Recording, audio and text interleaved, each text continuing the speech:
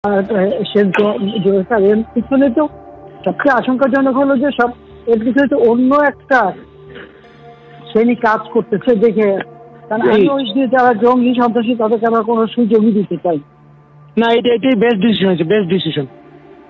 হয়তো আমি তো জানি, আমরা তো আন্দোলন সংগ্রাম করে পড়তে আসছি। আসসালামু আলাইকুম। হ্যাঁ,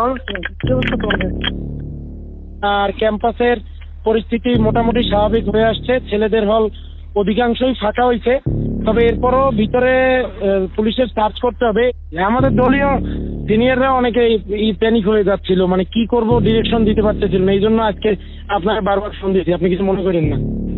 আমি কেন মনে করবো? আমি তো সেদিন সারা রাতই যাই, কালকেও তো দক্ষিণে উত্তরে বলে দিচ্ছি যে হ্যাঁ যা দরকার। আমি তো বলি স্যার, আমি আর আমাদের তারা ঘাবড়ায় যায়।